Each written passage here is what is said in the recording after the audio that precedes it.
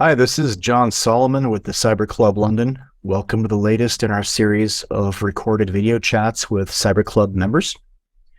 This is the opportunity for our members to showcase their own experience as well as their involvement with information security startups, provide guidance and advice to not only entrepreneurs, but also customers, investors, and other stakeholders, and generally show what the Cyber Club London has been up to. I'm here today with Jonathan Srugo, formerly head of information security for Asian Logic, an APAC-based online gaming provider. Jonathan is currently, like myself, an independent information security consultant based in Western Europe. And we're here today to listen to Jonathan's perspectives on various aspects of his involvement with CCL and how he sees our work with startups and, provide some guidance to various information security but not only new companies like the ones that we evaluate for investment on a regular basis. Please don't hesitate to visit us at cyberclub.london, as well as check out the other videos in our YouTube series. And with that, I'd like to hand over to Jonathan. If you'd like to introduce yourself, tell us a little bit about yourself, and basically, why are you here? Why are we talking? So thanks, John, first of all, for hosting me. And it's obviously great to be part of CCL. It's a great community of experts and good friends. So yeah, just to comment about that. So I've been in the industry for almost 21 years now, maybe 22. Started out I'm originally from Israel, so started out as a consultant, junior consultant, running around with manual checklists, checking Windows Server 2000 hardenings and router hardenings. And then I guess sometimes in 2005 or 2006, when I was working in the banking industry, I basically moved on to that was my first managerial role in the cybersecurity, information security industry back then. I was information security manager for a credit card company in Israel, the second largest one, then moved on to be information security manager, then CISO of largest telecom company in Israel, and last role in Israel was CISO of electric vehicle company. Moved out of Israel and worked for the past 10 years in the fast-paced and ever exciting gaming and sports betting industry in Asia.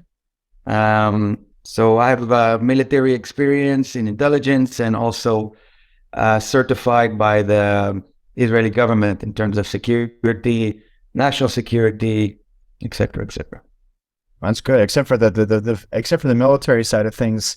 Where you started out sounds very similar to my background, except for me, it was Unix boxes and firewalls. So let's talk a little bit about your engagement with CCL. You've been together with me on most of the calls so far, and as mentioned, a very active contributor.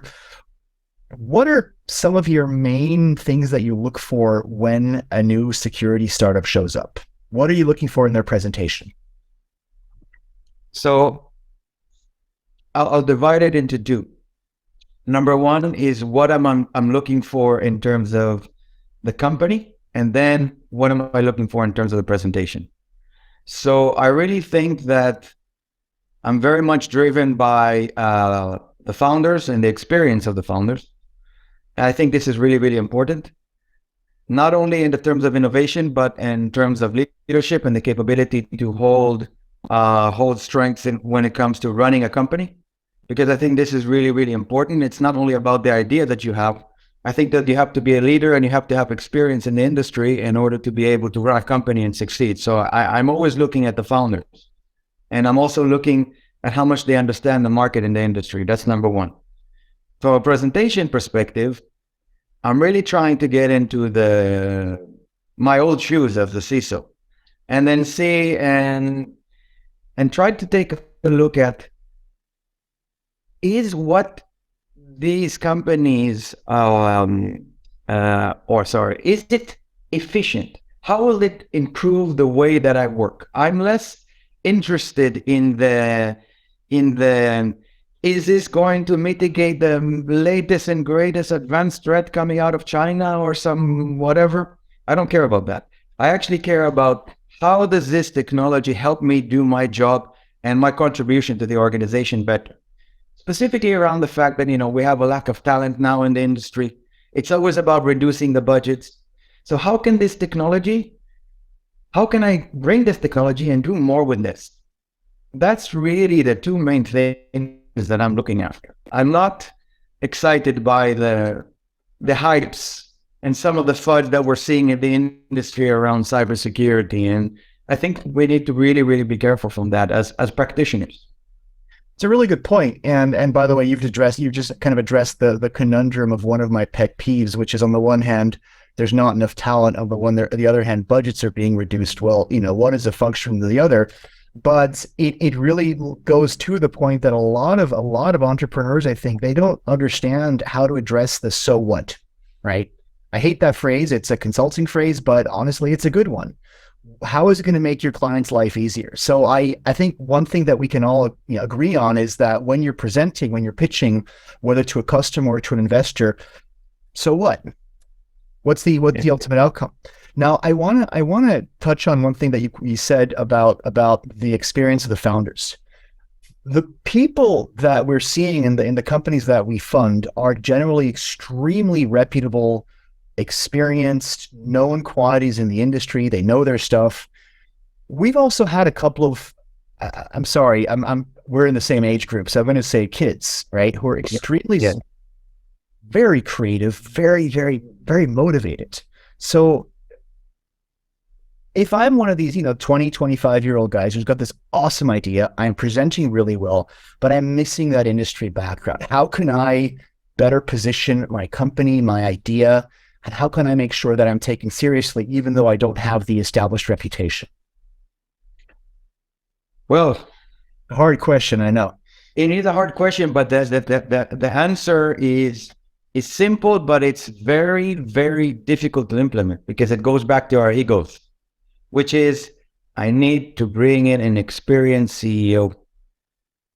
I mean, I'm good. If I'm a good, innovative technologist, which most of the guys that we see are, I need to understand what I'm good at and what I'm not good at.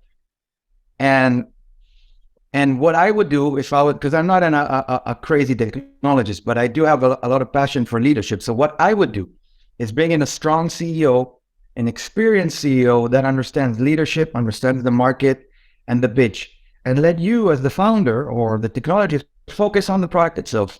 And sometimes, you and I are speaking openly right now, but we do see too many kids in the industry and they're creative, but sometimes when you're pitching to the more, to the investors and everything, seeing someone so young is exciting, but you got to question their capability to manage a company. And I think those are two very, really important. It's not fair, but it's true. I totally get where you're coming from. And I mean, I'll respectfully disagree on your choice of words because, we've been more kids in the industry, but I think in the startup ecosystem, you're absolutely right. And as unjust as it is, if you're a young tech entrepreneur, maybe it's different in California, right? But in the rest of the world, it seniority does play a role in that psychological, irrational credibility building. Now, one thing I want to throw at you is we've had a couple of startups that they turned out to be really good, but the presentations, they need work. What for you is an absolute killer? Give me one or two examples of things where you just go, oh God, these guys need to work on this. In terms of killer, in terms of what they need to improve, or in terms of killer, wow, they really nailed it. What's an absolute vibe killer? What turns you off? Where do you just go, no, this is no good? Whether it's the content, the product, the attitude, the presentation. Give me one or two examples of things where it just switches off for you. Okay, I guess I'm too old fashioned, but it's about the environment. So how the person dresses, how the person talks, even before presenting, whether he or she is on time, whether he or she is polite and listening. I mean, I'm just back to basics, I mean, those are the fundamental aspects, number one. Obviously then... Button, I got about my shirt button here. Yeah, me too. Yeah, sorry about that. But I think it's important, because again, it shows how you are coming to sell yourself and selling the product. And then, of course, the basics. I mean, too many words. And if they're not able to get into the person's shoes, again, to solve it, the message is about trying to create an atmosphere of you need this because this is the latest and greatest, versus how can we add value? How can we get into your shoes? And this is what Thought about this. yeah, yeah. And this is what basically what I feel rarely, but I do feel it when I think that there's something out there. When I can say, wow, they know my pain. And that's really solving a problem, you know?